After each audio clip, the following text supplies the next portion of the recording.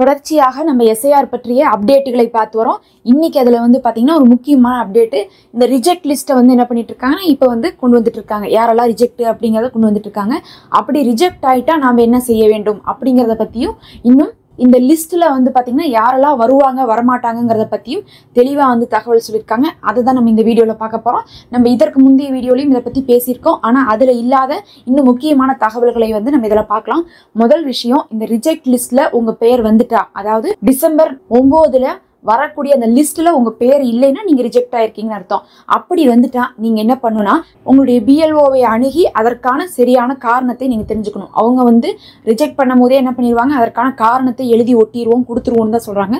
அதை நம்ம கரெக்டான காரணத்தை தெரிஞ்சுட்டு அப்படி அந்த காரணத்துக்கு என்னென்ன செய்ய வேண்டியது இருக்கும் அப்படிங்கிறத நம்ம பார்த்து செய்யணும். முதல்ல இதில் யார் ரிஜெக்ட் ஆவாங்க அப்படின்னு பார்க்கும்போது, அதாவது இந்த டிசம்பர் 9 லிஸ்ட்டில் யார் பெயர் வராதுன்னு பார்க்கும்போது, முதற்கட்டமாக வந்து தொகுதி விட்டு தொகுதி மாறினவங்க தான் அதில் வரமாட்டாங்க. ஏன் தொகுதி விட்டு தொகுதி மாறினவங்க வரமாட்டாங்கன்னா, அந்தந்த தொகுதியை பொறுத்து தான் வந்து பார்த்தீங்கன்னா இந்த ஓட்டர் கார்டில் இந்த பாகம் எண் வரிசை எல்லாம் வருதுல்ல, அதை வச்சு தான் வந்து எல்லாத்தையுமே வந்து ஐடென்டிஃபை பண்ணிட்டு இருக்கும் போது, நீங்கள் தொகுதி விட்டே தொகுதி மாறும் போது அது என்ன ஆகாதுன்னா உங்களுக்கு கணக்கில் வராது. அப்படிப்பட்டவங்களை என்ன பண்ணுவாங்கன்னா அவங்க விட்டுருவாங்க. ரெண்டாவது, யாரெல்லாம் இறந்துருக்காங்களோ அவங்கள விட்டுருவாங்க. ஆனால் இறந்தவங்கள விட்டாலும் நமக்கு பிரச்சனை இல்லை. அவங்களுக்காக நாம் என்ன பண்ண போகிறதில்ல, பேச போகிறதில்ல. இறந்தவங்கள கழிக்க தான் போகிறாங்க, கழிச்சாலும் நம்ம கண்டுக்க போகிறதில்ல. அதேமாதிரி ஃபார்மே கடைசி வரை கொடுக்காம வச்சுருந்தாவே அவங்க என்ன பண்ண மாட்டாங்க, லிஸ்ட்டில் வரமாட்டாங்க. அதே போல் டூப்ளிகேட் இருக்கக்கூடியவங்க வர முடியாது. டூப்ளிகேட்னு என்னென்னா 2 இடத்துல வந்து ஓட்டுரிமை வச்சுருப்பாங்க, அவங்க வரமாட்டாங்க. இவங்கெல்லாம் தான் வரமாட்டாங்க. அதில் வந்து பார்த்திங்கன்னா இந்த தொகுதி விட்டு தொகுதி மாறுறவங்க அந்த மாதிரி இருக்கிறவங்களாம் என்ன பண்ண மாட்டாங்கன்னா இந்த டிசம்பர் 9 லிஸ்ட்டில் வரமாட்டாங்க. இது இல்லாமல் ஏதாவது ஒரு ஸ்பெஷல் கேஸில் வந்து உங்களை வந்து அந்த லிஸ்ட்ல இருந்து எடுத்துட்டாங்க, பேரே போடல டிசம்பர் 9னா, அப்போ நீங்கள் என்ன பண்ணணும்னா அதற்கான உரிய காரணத்தை கேட்டுட்டு நம்ம அதற்கு மாற்று செய்யணும். அங்கே வந்து பார்த்தீங்கன்னா ஒரு 2-3 வழிகள் இருக்குது. ஒன்று ஃபார்ம் 6. ஃபார்ம் 6ன்னு என்னென்னா, சுத்தமாகவே இதில் வந்து பேரே இல்லை, இனி நீங்கள் புதுசாக கொடுத்தாதான் வருவீங்கன்னா ஃபார்ம் 6க்கு போகணும். ஃபார்ம் 6 வந்து எப்போ கொடுக்கணும்னா டிசம்பர் 10லேருந்தே நீங்கள் கொடுக்கலாம். கொடுத்துட்டா என்ன பண்ணுவாங்கன்னா இந்த எஸ்ஐஆரில் வந்து உங்களே ஜாயின் பண்ணிப்பாங்க. எப்பயுமே வந்து பார்த்தீங்கன்னா ஒரு எஸ்ஐஆர் வரும்போது கடந்த எஸ்ஐஆர் பற்றி தான் கேள்வி கேட்பாங்க. இப்போ 2025 எஸ்ஐஆர் வந்தபோது என்ன பண்ணாங்க, 2002லேருந்து 5 வந்ததை பற்றி தான் கேட்டாங்க. அடுத்தது இனி எப்போ எஸ்ஐஆர் வரும்னு நமக்கு தெரியாது. 10 வருஷமோ 20 வருஷமோ நம்மளுடைய தலைமுறைகளுக்கு கூட வரலாம். இப்போ இதுக்கு வராமல் ஒரு 25-30 வருஷம் கழிச்சு கூட வரலாம். அப்போ நீங்கள் என்ன பண்ணணும்னா உங்களுடைய நோக்கம் வந்து போன எஸ்ஐஆரில் இருந்தோன்னு சொல்லிட்டு இந்த எஸ்ஐஆருக்குள்ளே நம்ம வரணும். அப்படி இல்லாட்டினா இந்த எஸ்ஐஆருக்குள்ளே புதுசாவது வந்துடணும். புதுசாக வந்துடணும்னா புது ஃபார்மை கொடுத்து வந்துடுது. அதே மாதிரி இந்த தொகுதி விட்டு தொகுதி மாறினவங்க ஃபார்ம் 8 அப்படின்னு சொல்லக்கூடிய ஃபார்ம் கொடுத்து என்ன பண்ணிடணும், நீங்கள் ஜாயின் ஆயிடலாம்.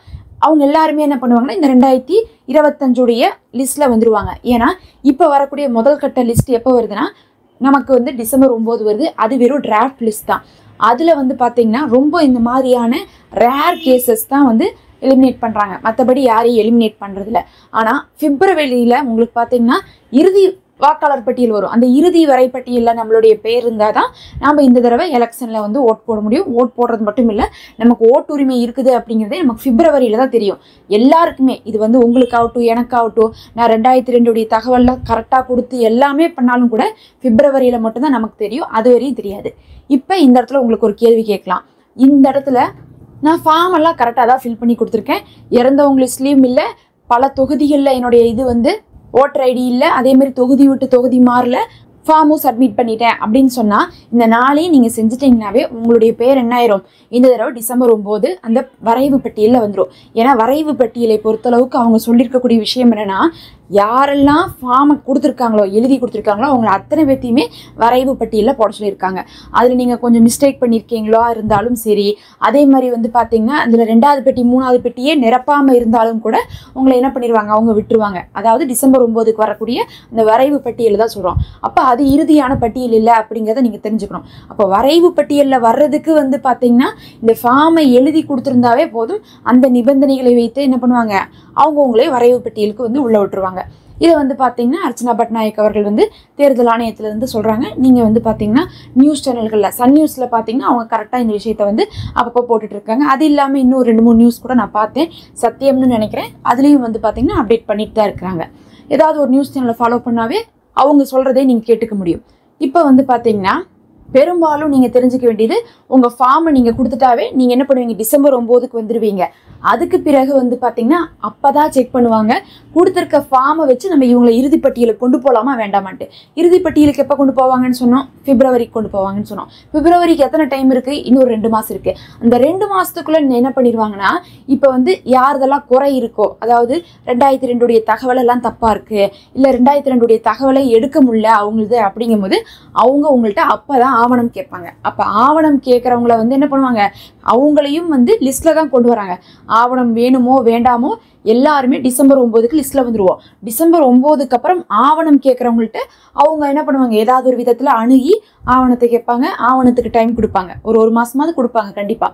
அந்த மாதிரி வந்து கொடுத்தாங்கன்னா அந்த ஆவணத்தை காமிச்சோன்னுமே என்ன பண்ணுவாங்க, இறுதி பட்டியலில் உங்கள் பேரை போட்டுருவாங்க.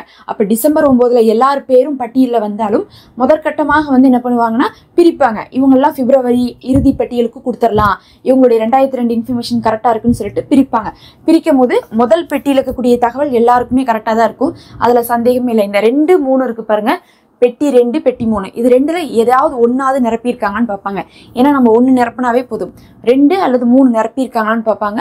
அப்படி நிரப்பியிருந்தாங்கன்னா அதில் இருக்கக்கூடிய ஒரு பெட்டியில் இருக்கக்கூடிய தகவலை வந்து என்ன பண்ணுவாங்க, அவங்க வெரிஃபை பண்ணுவாங்க. எப்படி வெரிஃபை பண்ணுவாங்கன்னா, அந்த பாகம் எண் வரிசை என்னெல்லாம் நம்ம எழுதி கொடுத்துருப்போம்ல, அதை வச்சு வெரிஃபை பண்ணுவாங்க. சிலர் கேட்குறீங்க அதவே நாங்கள் தப்பாக எழுதி கொடுத்துட்டோன்ட்டு. அதாவது சில இடத்துல வந்து எங்கள் பிஎல்ஓக்கள்லாம் என்ன சொல்லியிருக்காங்கன்னா, உங்களுக்கு ஒன்றுமே தெரியலையா, அதாவது 2002 நாங்கள் ஓட்டு போட்டிருக்கோம், ஓட்டுரிமை இருந்துச்சு, லிஸ்ட்டில் எங்கள் பேர் இருந்துச்சு, ஆனால் எங்களுக்கு என்ன தெரியல, அதை பற்றியான தகவல் தெரியல அப்படின்டா நீங்கள் என்ன பண்ணுங்கள், உங்கள் பேர், உங்களுடைய உறவினருடைய பேர், அவங்களுக்கான உறவு முறை, இதை மட்டும் எழுதி கொடுங்க 2002 அப்படின்னு இருக்காங்க. இப்போ எனக்கு 2002 ஓட்டுரிமையே இல்லைன்னு வச்சுக்கோங்க, எங்கள் அப்பாவுக்கு தான் இருந்திருக்கு. அப்போ அப்படின்னா எங்கள் அப்பா பேர், எங்கள் தாத்தா பேர், அவங்களுக்கான உறவு முறை மட்டும் எழுதி கொடுத்தா போதும். இந்த மாதிரி எழுதி கொடுத்தா என்ன பண்ணுவோம், அந்த மாதிரி கண்டுபிடிச்சாவது நாங்கள் என்ன பண்ணுவோம், 2002 தகவலை எடுத்து போட்டு போகணும்னு சொல்லியிருக்காங்க. அதனால் பல இடத்துல அந்த மாதிரி பண்ணிட்டு இருக்காங்க. ஒரு சிலர் வந்து அந்த இன்ஸ்ட்ரக்ஷன் கொடுக்காதனால என்ன ஆயிருதுன்னா, சீக்கிரமாக ஃபார்ம் கொடுத்தவங்கள்ட்ட காலியாகவே ஃபார்ம் போய் சேர்ந்துருக்கும். மொத்தத்தில் அந்த 2002 தகவல் இருந்தால் தான் என்ன பண்ணுவாங்க, அது மேட்ச் ஆகணும். நீங்கள் எழுதி கொடுத்துருந்தாலும் அது கம்ப்யூட்டரில் போட்டால் மேட்ச் பண்ணி கொடுக்கணும்.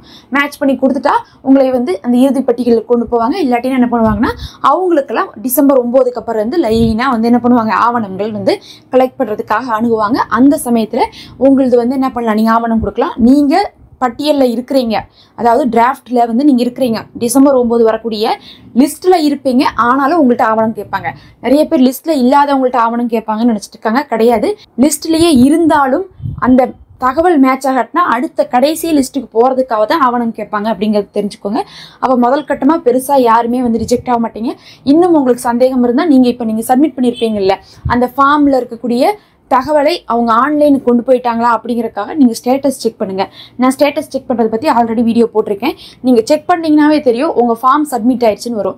அப்படி சப்மிட் ஆயிடுச்சுன்னு வந்துட்டாவே போதும், உங்களுக்கு என்ன ஆயிரும், லிஸ்ட்டில் பேர் வந்துடும். நிறைய பேர் கேட்குறீங்க, ஃபார்மில் வந்து பார்த்தா அந்த செக் பண்ணும்போது நம்பர் இல்லை, என் ஃபோன் நம்பர் அதில் ஆட் ஆகலை, அதில் கொஞ்சம் மிஸ்டேக் இருந்துச்சு அப்படின்லாம் சொல்கிறீங்க. அதெல்லாம் உங்களுக்கு முதல் கட்டமாக வந்து எந்த ஒரு இது வராது. டிசம்பர் 9க்கு அது வராது. அதுக்கப்புறம் இருக்கக்கூடிய ஏதாவது ஒரு விஷயம் இருந்தால் அவங்க உங்கள்கிட்ட அணுகுவாங்க. அதுக்கு ஒரு டைம் இருக்கிறப்ப அது நீங்கள் என்ன பண்ணலாம், கரெக்ஷன் பண்ணி கொடுக்கலாம். ஆவணங்கள் தேவைப்பட்டால் ஆவணங்கள் கொடுக்கலாம்.